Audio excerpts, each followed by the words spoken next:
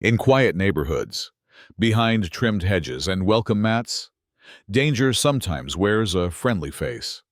This is the story of how a knock at the door nearly became a nightmare, and how one woman's scream and her brother's bravery unraveled a hidden network preying on silence. What began as a random Tuesday turned into a reckoning, because, in this town, the quiet is over. Now, we watch back. My name is Rachel Turner. I live in a quiet cul-de-sac just outside Asheville, North Carolina, the kind of place where the air smells like cut grass. Kids ride bikes after school, and neighbors wave from driveways but rarely step into each other's lives. On a gray Tuesday afternoon, everything changed. I was folding laundry, half listening to the hum of the dryer and the faint sound of wind through the trees. Then came a knock. 3 of them, hard, deliberate. The kind that demands more than attention. It demands obedience. At the door were 2 men in navy blue uniforms with patches reading HOA enforcement. One had a clipboard. The other wore sunglasses despite the overcast sky. No smiles, no badges, no visible car except a dull gray van parked slightly crooked on the curb. No plates. My stomach tightened. I didn't open the door, just peeked through the peephole. The man with the clipboard raised his voice. He rattled off alleged violations, something about unauthorized patio chairs and excessive flower pots. I stared at the potted succulents on my porch, confused and increasingly alarmed. "I'm not stepping outside," I said. The man in sunglasses took a step forward. "Ma'am, we can escalate this." When I tried to shut the door, he jammed his foot between it and the frame. Then he grabbed my wrist. Panic detonated in my chest. I screamed, loud and raw and desperate. The kind of scream that doesn't care who hears it, as long as someone does. And someone did. An engine roared down the street like a predator out for blood. A black Dodge Ram came around the corner, so fast it fishtailed, before slamming into the van. Metal shrieked. Glass exploded. The man gripping me turned just in time to see my brother Logan step out of the truck like something out of a war zone. Logan is an ex-Marine. He's been through 3 tours and 1 roadside bomb. But I had never seen him like this. His face was all storm. He ripped the man off me, slammed him against the van with such force it left a dent. The other man bolted, but Logan didn't run. He moved with the precision of someone who doesn't waste energy. 10 seconds later, the second man was pinned to the sidewalk, gasping. "Who sent you?" Logan demanded. "Why her?" They stammered something about compliance and detainment. Their words fell apart under the weight of their lies. Sirens followed minutes later. Real police this time. Real badges. Lieutenant Rivas, a detective with calm eyes and a frayed notepad, wrapped me in a thermal blanket and took my statement. I kept shaking, not from cold, from what almost happened.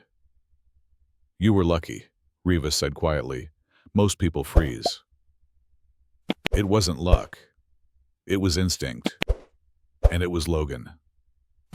2 hours later, at the station, Logan's phone buzzed. Homeland Security. An agent named Ramirez wanted to meet. Not tomorrow.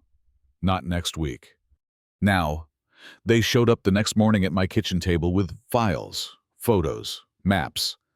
I still hadn't slept. Every time I closed my eyes, I saw the van. I saw my own front door swinging open. The agents explained that I wasn't the first, or the only. The men who came to my house were part of a coordinated abduction ring operating across 3 states. Their strategy disguised as HOA enforcers in neighborhoods marked low resistance. That label came from a database recovered during a raid on a warehouse in Nevada. My neighborhood was on the list. So were over 60 others. The shell company behind it had no real office, just a trail of fake names and untraceable funds. But the warehouse, it had uniforms, vans, equipment, blank IDs, and something worse, a holding room, windowless and soundproof. That night, I sat with Logan on my back porch, staring at nothing. He was calm. I was not. "I keep thinking," I said, "if I hadn't screamed." "You did." He interrupted. "That's what matters." But something in me had changed. Not just fear, rage. A deep, stubborn rage that refused to settle. Within days, Logan had started building something. He never waited for permission. By the time I returned from a follow-up appointment at the hospital, there was a binder on my porch labeled HOA Watch. Inside were printed flyers, patrol routes, volunteer sign-ups, a hotline connected to the sheriff's office.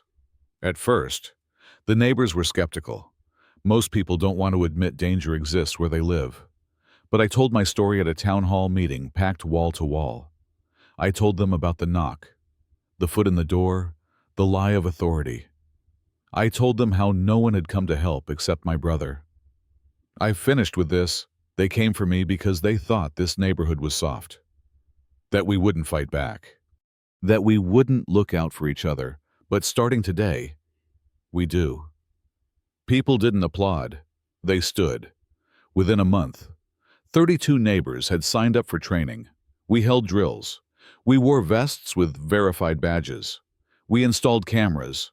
We created a shared database of reported incidents and suspicious activity. And we watched. The FBI confirmed the ring extended further than anyone knew. Raids in Georgia and Tennessee uncovered more victims. One had been missing for 6 months. She was 23 and had vanished from her backyard during what her husband thought was a zoning inspection. The man who grabbed my wrist was convicted of conspiracy to commit kidnapping and impersonating a federal officer. His name wasn't John. It was Marcus Doyle, a former security contractor with a sealed record and a history of borderline militant behavior. He never revealed who paid him. Maybe he didn't know. It's been 6 months. The HOA Watch program is now in 5 neighborhoods and expanding. We partnered with local law enforcement and a nonprofit that helps trafficking survivors.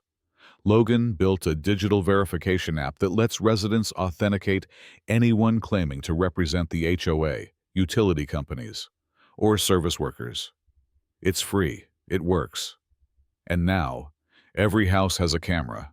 Every family has a plan. Every knock is questioned. The trauma hasn't vanished.